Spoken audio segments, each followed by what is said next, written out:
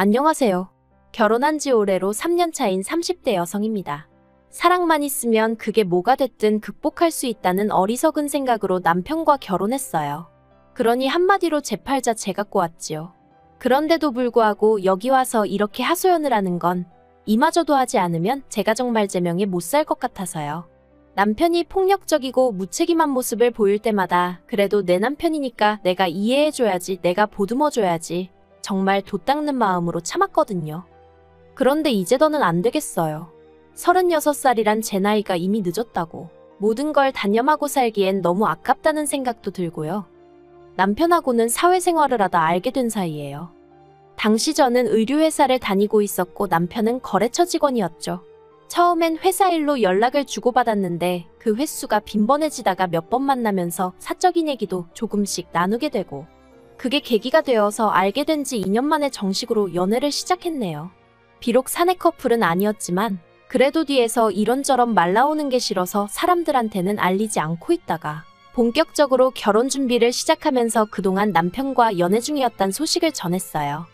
사실 제 연애 소식이 뭐라고 그렇게 쉬쉬했나 하는 사람들도 있었겠지만 거기엔 제 나름대로 이유가 있었습니다. 저희 친정부모님은 제가 중학생 때 이혼을 하셨거든요. 이런 말이 어떻게 들릴지 모르겠지만 솔직히 부모님의 이혼 소식을 들었을 때 별로 그다지 놀라진 않았어요. 워낙에 어려서부터 두 분 사이에 다툼이 잦았기에 평생 같이 사실 것 같진 않았거든요.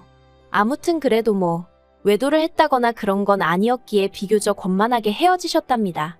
저는 친정어머니를 따라갔고요. 하지만 원만하게 헤어지셨다고 해도 이혼이 저에게 미친 영향은 꽤나 컸습니다. 일단 저희 부모님은 같이 장사를 하셨다 보니 동네에 같이 아는 분들이 참으로 많으셨어요. 그렇다 보니 사람들끼리 이러쿵저러쿵 걱정이 되니까 그러는 거라곤 했지만 그래도 별의별 소리가 다 나오더라고요. 그래서 그때 저도 결심했죠. 누구를 만나고 헤어지는 건 정말 조심해야 되는 일이라고요. 사람들한테 괜히 말할 필요도 없고. 그래서 남편과 연애를 시작했을 때도 남들이 알게 될까봐 조심조심했던 거예요. 아무튼 그렇게 주변 사람들에게 알리고 양쪽 부모님들을 만나서 인사도 드렸습니다. 그런데 시댁이 가난한 건 알고 있었어요. 연애할 때도 남편이 자기가 어려서부터 얼마나 어렵게 자랐는지, 지금도 어머님 아버님이 돈 때문에 고생을 얼마나 하시는지 그런 이야기를 종종 했었거든요. 그리고 아니나 다를까 정말 손가락 빨고 살 만큼 가난한 건 아니었지만 그래도 반전세에 거주하시면서 노후 준비도 하나도 되어 있지 않았어요. 그런데 이런 조건을 알면서도 왜 결혼을 했냐면 저라고 조건이 얼마나 나은 건 아니었거든요. 시댁에서는 저희 부모님이 이혼 후 따로따로 사시는 걸 제 흠이라고 여기셨고 저 또한 나름대로 그게 제 컴플렉스였으니 저는 이혼한 부모 밑에서 자랐으니까 시부모님의 가난 정도는 이해해야 할 것만 같았어요. 그리고 한편으론 사이가 좋지 않으셨던 친정부모님에 반해 시부모님은 그런 와중에도 사이는 무척 좋으셨거든요. 그래서 그런 부모님 밑에서 자란 남편이라면 배우잣감으로 딱이란 생각도 들었고요. 물론 지금은 너무 후회합니다. 사람 성격이란 게 1, 2년 연애했다고 다 알 수 있는 건 결코 아니었어요. 생각해보면 저희 친정부모님도 그 당시에 흔치 않게 연애 결혼을 하셨는데 그럼에도 불구하고 같이 사는 내내 그렇게 싸우고 결국 성격 차이로 이혼을 하셨잖아요. 그런데 전 무슨 자신감으로 남편 성격이 어떻다 저떻다 판단을 내리고 결혼까지 결심했던 건지. 여담이지만 저희 친정부모님은 이혼 후 각자의 삶을 살고 계세요. 그리고 두 분 다 여전히 저에게 잘해주시죠. 하지만 아무래도 다 같이 한 집에 사는 건 아니다 보니 언젠가부터 친정어머니나 아버지께 저에 관한 이야기들을 시시콜콜 말하기가 어려웠어요. 그래서 결혼 전에도 이렇다 저렇다 상의 같은 걸 하기가 힘들었고요. 아무튼 그래서 제 나름대로 제 조건도 완벽치 않으니 가난한 시댁 정도는 제가 안고 가야 할 문제라고 생각을 하고 그렇게 결혼을 결심하게 되었네요. 그런데 제가 정말 생각이 짧았습니다. 가난한 시댁도 문제였고 남편은 결혼 후 제가 전혀 예상하지 못한 모습을 보여주기 시작했거든요. 그건 바로 술이었어요. 연애하는 동안에도 둘이 가끔 술을 마신 적은 있어요. 하지만 대부분은 저녁 식사를 하면서 가볍게 맥주 한두 캔을 마시는 정도였고 술이 약했던 저에 반해 남편은 그렇지 않다 보니 저는 남편에게 주사가 있다고는 꿈에도 상상하지 못했습니다. 언젠가 한번 고등학교 친구들을 만난다고 나갔다가 필름이 끊겨서 들어온 적이 있긴 했었는데 그냥 어느 다른 남자들처럼 어쩌다 정말 진탕 마시고 그렇게 되었나 보다고만 생각했었고요. 그런데 결혼하고 나니까 술만 먹고 나면 저에게 시비를 겁니다. 현관에 들어설 때부터 소리를 지르면서 들어오고 밤새도록 저한테 야 해대는데 그게 너무 듣기 싫고 공포스럽기까지 했어요. 대답을 해주면 얘기가 어디로 튈지 모르니까 눈 딱 감고 자는 척도 해봤는데 그러면 또 대답을 안 한다고 자기를 무시하는 거냐며 별의별 욕을 다 해댔죠. 그리고는 집안에 작은 기물들을 던지기도 했고요.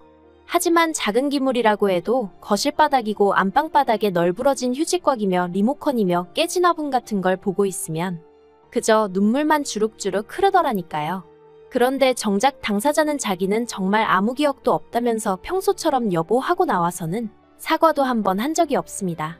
기억이 안 나는데 자기가 한 건지 정말 모르겠는데 어떻게 사과를 하냐면서 자기가 지금 사과를 하면 그건 진심 없는 가짜 사과라고 그거라도 받고 싶은 거면 하겠다 하면서 빈정거리기나 할 뿐이었죠. 그래도 바보 같은 저는 참고 살려고 했어요. 막말로 저를 때리는 것도 아니고 집안을 때려부시는 것도 아닌데 어떻게든 술을 덜 마시게 하면 상황이 나아지겠지라고 지금 생각해보면 말도 안 되는 소리지만 나름대로 그게 해결책이 돼줄 거라고 생각했어요.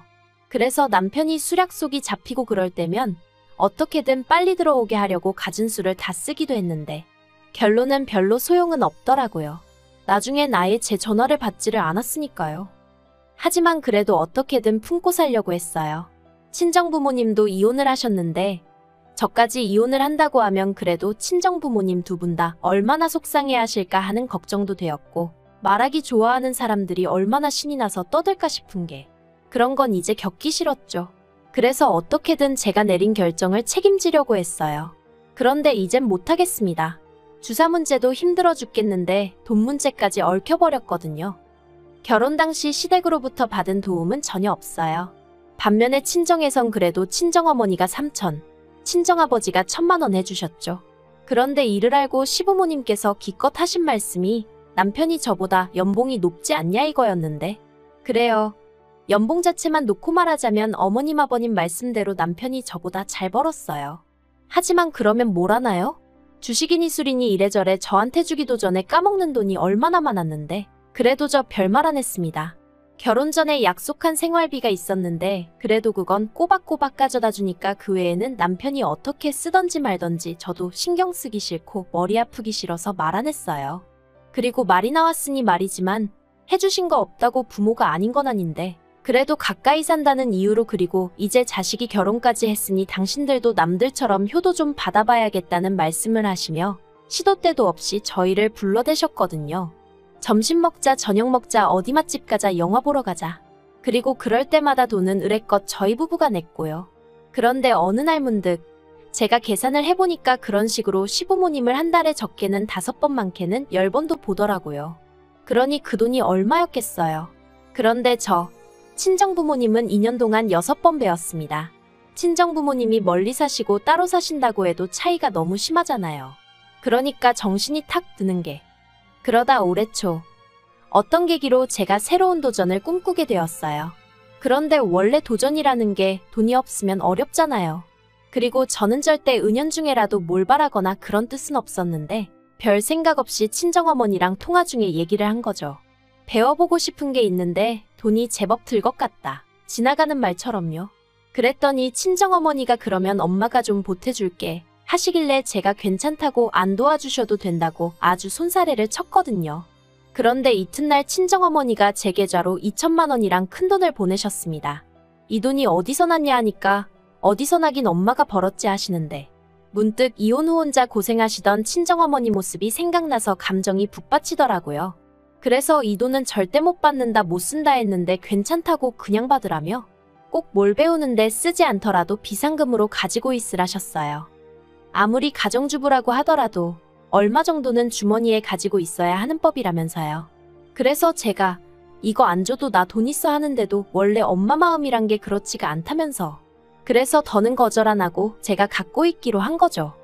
그런데 그런 일이 있고 얼마 지나지 않아 남편이 회사에서 사고를 치고 왔습니다. 남편이 회사 동료들하고 술 딱 한 잔만 하고 온다길래 그러라 한 게 화근이었죠. 새벽 2시 3시가 돼도 집에 안 오더니 경찰에서 연락이 왔어요. 사실 필름이 끊기는 일은 있었어도 저를 괴롭히긴 했어도 어떻게든 기어서라도 집에는 들어오던 인간이었거든요. 그런데 경찰에서 연락이 왔으니 얼마나 제가 놀랐겠어요. 그래서 불이 나게 경찰서로 쫓아갔더니 세상에 남편이 자기 동료를 팼더라고요. 이게 다 무슨 일이냐, 어떻게 된 거냐 하니까 얻어맞았다는 동료가 하는 말이 술버릇이 진짜 개같다면서 실적 문제 가지고 얘기가 나오니까 자기더러 부장이랑 잤냐 어쨌냐에 대더니 대뜸 자기 가방을 패대기를 쳐가지고 그 안에 있는 노트북이랑 뭐 이것저것 다 망가졌다는 거예요. 그러면서 이거 그냥 안 넘어갈 거라는데 일단은 제가 할 수 있는 게 뭐가 있었겠어요. 계속해서 죄송하다 머리만 조아렸죠. 그리고 어떻게 해서 집에 데리고 오기는 했는데 이건 진짜 왼수도 이런 왼수가 없다 싶은 게 속 터져 죽겠더라고요. 하지만 여기까지 했으면 됐다.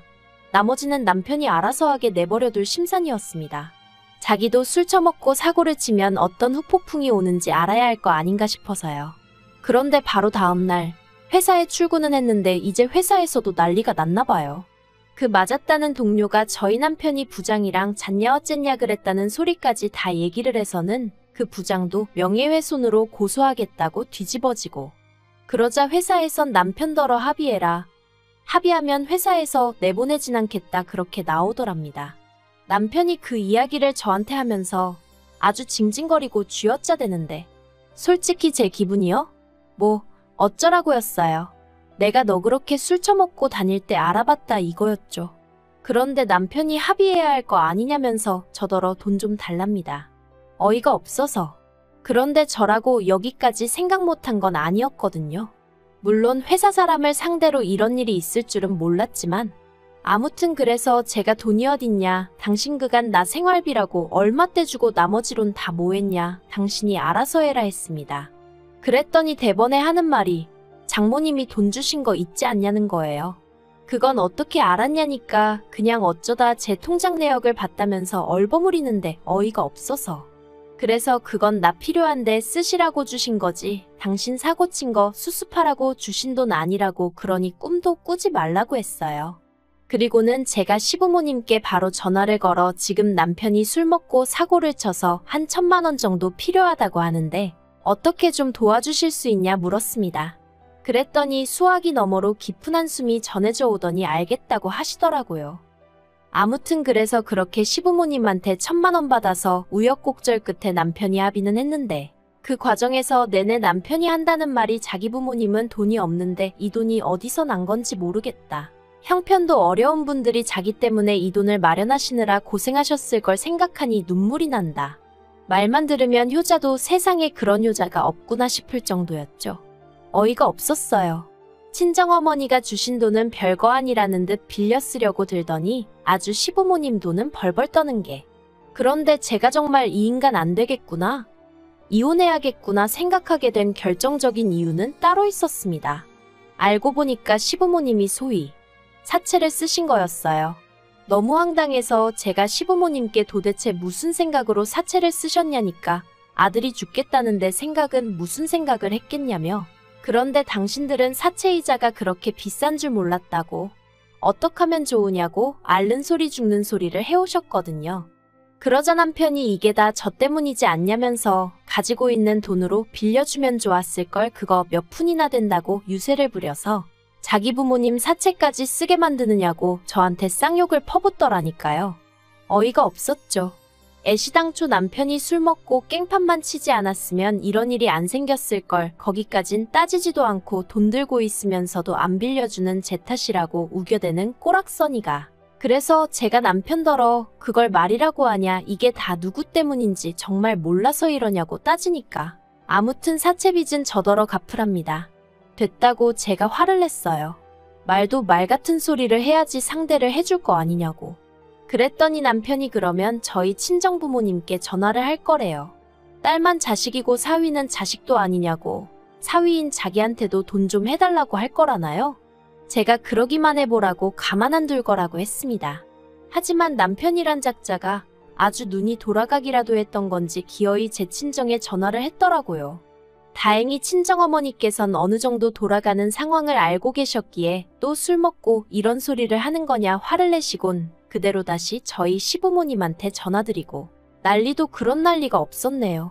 그래도 다행히 저희 시부모님도 이번 일을 통해서 남편의 주사가 생각보다 심한 문제라는 걸 인지하셨기에 저와 친정부모님께 유감의 뜻을 전해오긴 하셨습니다만 결국 그 염치라는 것도 핏줄의 흐르기라도 아는 건지 어찌됐건 일단 급한 불은 꺼야 하지 않겠냐며 어머님께서 저희 친정어머니더러 돈 좀 빌려달라고 하셨다는 겁니다. 갚는 것도 되는 대로 조금씩 돌아가시기 전엔 다 갚을 거라고 하시면서요. 저희 친정어머니 말씀이 정말 기도 안 차시더래요. 사돈만 아니었으면 정말 뭐라고 한마디 하고 싶으셨답니다. 아무튼 이런 난리통을 단 며칠 만에 겪었으니 제가 남편한테 정이 얼마나 떨어졌겠어요. 그래서 남편한테 이 꼴쩍 꼴다 보기 싫고 친정어머니께도 죄송하고 이번에 그냥 어떻게 넘어간다고 해도 또 이런 일이 없으란 법이 있냐? 안 될 것 같다 헤어지자 했습니다.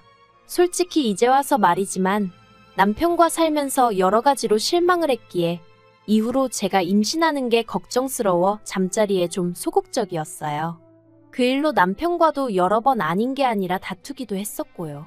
근데 정말이지 그러길 잘했다는 생각만 들더라니까요. 남편도 제가 이렇게 피도 눈물도 없는 인간인지 몰랐다며 그래야자 이혼하고 나오는데 기도 안 차서 자기 사고 친 거 메꾸느라 진빚을 안 갚아준다고 피도 눈물도 없다니 정말 황당하죠. 친정어머니께선 아니다 싶을 땐 결단을 내려야 한다며 저더러 이혼하라고 하셨어요.